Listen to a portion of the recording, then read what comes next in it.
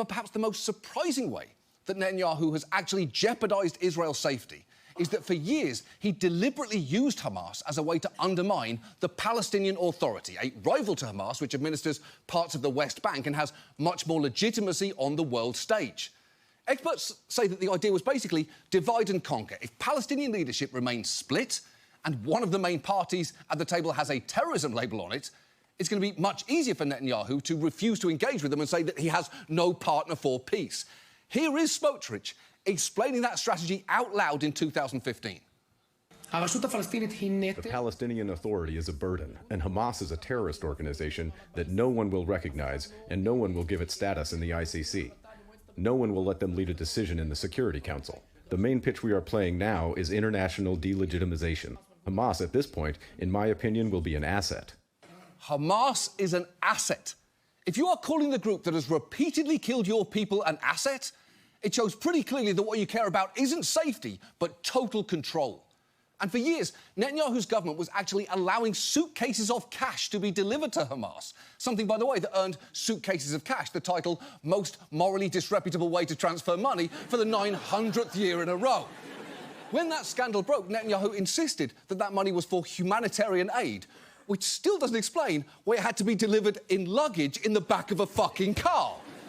The point is, Netanyahu took the risk of betting that he could control Hamas and use them to his own ends, and he was a hardliner. He's forged his entire political persona around an extreme version of safety through strength, which has included active opposition to the peace process at crucial points. When former Israeli Prime Minister Yitzhak Rabin agreed to the Oslo Peace Accords, which attempted to set a framework for an eventual resolution of the Israeli-Palestinian conflict, Netanyahu was fiercely against it, infamously speaking at a rally where protesters chanted, "In blood and fire, we will expel Rabin," and held aloft depictions of him in a Nazi uniform. Soon after that, Rabin was killed by a far-right Israeli extremist, and Rabin's widow blamed Netanyahu for stoking the flames that led to that. And in the wake of that assassination, Netanyahu's political career seemed dead. And it wasn't until a series of bus bombings by Hamas in Israel as part of their own efforts to derail the peace accords that Netanyahu was first elected prime minister. The Israeli Prime Minister Yitzhak Rabin, the architect of the Middle East peace process, has been assassinated. The assassin, a right-wing Israeli Jew, Yigal Amir. Truly shocking news from the Middle East tonight. Israel's Prime Minister Yitzhak Rabin has been assassinated. Evening spent dreaming of peace turns into a national nightmare. Outside the hospital, the crowd began to chant, "Bibi is a murderer."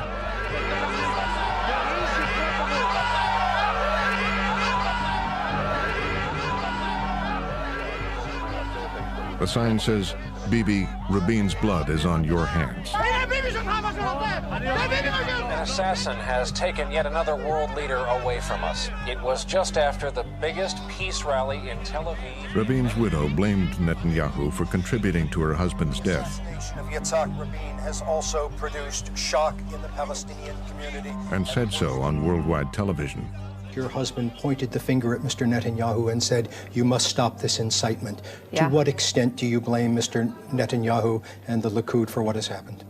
I do blame them. In a rally in Kikar Zion in Jerusalem that showed him in the uniform of a Nazi.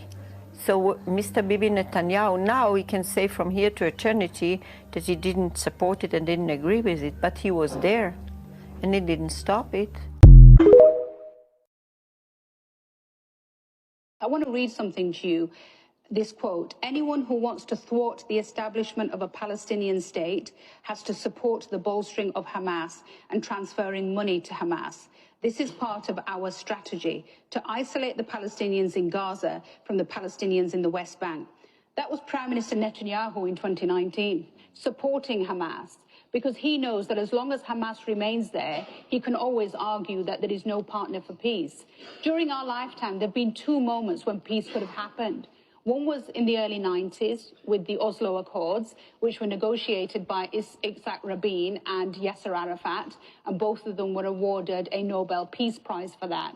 Tragically, 2 years after those accords, a right-wing Israeli settler assassinated Yitzhak Rabin, and after the end of that, the peace process came to an end. The second moment came not so long ago in 2016 when John Kerry, as Secretary of State, put forward a peace proposal. That proposal was accepted by the Palestinian Authority and it was rejected by one Netanyahu. So I think it's really important. I do believe, Gabriel, that there is an opportunity for peace. It's the only way that Israel will secure its long-term future.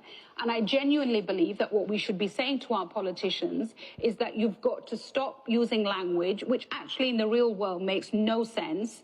It sounds like... Are you including your Conservative? I'm including the Conservatives and actually the leader of the opposition.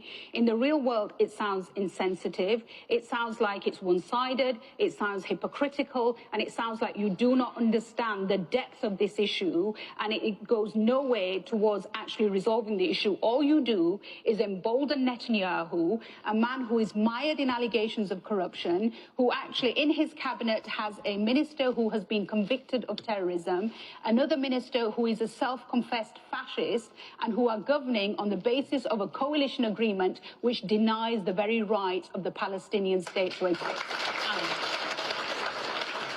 This is a piece that is scathing towards Netanyahu, and I think appropriately so. His life's work was to turn the ship and make the two-state solution impossible. En route to this goal, he found a partner in Hamas. And this is the quote. "Anyone who wants to thwart the establishment of a Palestinian state has to support bolstering Hamas and transferring money to Hamas," he told a meeting of his Likud party's Knesset members in March 2019. "This is part of our strategy to isolate the Palestinians in Gaza from the Palestinians in the West Bank." If you don't like Hamas, take it up with Bibi. The author's name of this piece is G.D. Weitz. All the violence is lamentable, and it's all on the doorstep of the Israeli government, particularly Benjamin Netanyahu. And the solution is ceasefire. Not violence is the answer, which is what Bibi Netanyahu is saying right now. Yes, violence is the answer. Jake Auchincloss is saying, yeah, violence is the answer for a little bit, and then violence won't be the answer again.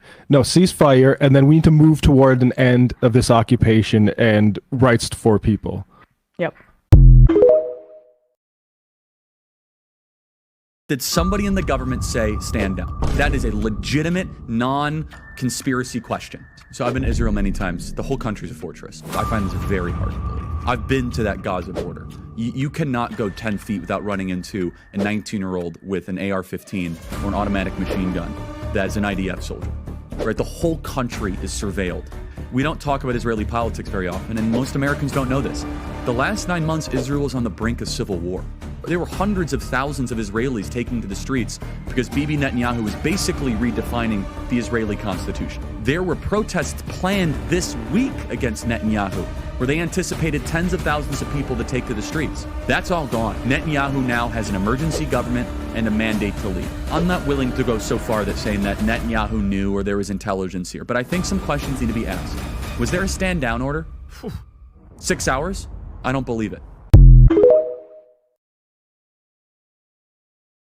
All Likud leaders, especially Benjamin Netanyahu, they have used very strong language against Prime Minister Rabin.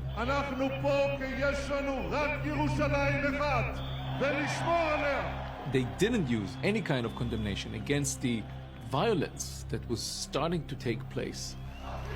Netanyahu would later say he never saw the ugliest moments that night. Throughout Israel, the anger boiled over.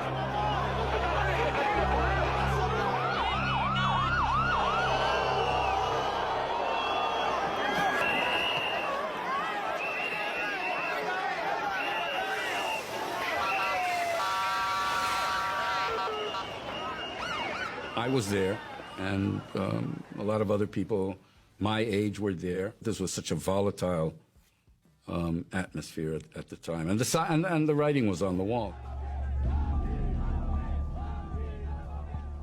Night after night, the crowds massed across the street from Prime Minister Rabin's apartment in Tel Aviv. I'm there one Shabbat evening. We're talking. It's just the two of us, and there's a demonstration outside. And I said to him at the time, I said, don't you worry about some of this? He goes, no. I mean, he was It's not that he was, it's not that he was completely dismissive of it, but he took it as kind of a given. He knew, in a sense, what was coming and simply accepted it. Rabin responded with his own rally. More than 100,000 supporters singing of peace.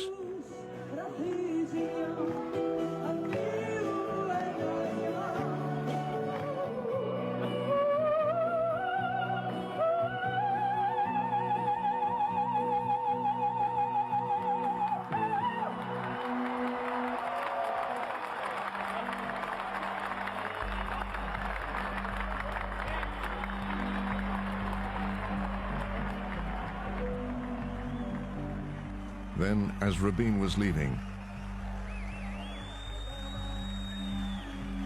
that's him coming down the ramp. The man in the blue t-shirt approached. 3 shots from behind. The Israeli Prime Minister Yitzhak Rabin, the architect of the Middle East peace process, has been assassinated. The assassin, a right-wing Israeli Jew, Yigal Amir. Truly shocking news from the Middle East tonight. Israel's Prime Minister Yitzhak Rabin has been assassinated. Evening spent dreaming of peace turns into a national nightmare. Outside the hospital, the crowd began to chant, "Bibi is a murderer."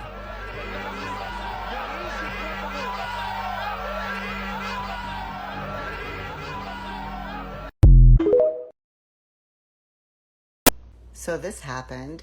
You can't make this stuff up. Yesterday, the Israeli Prime Minister's psychiatrist for about 10 years committed suicide.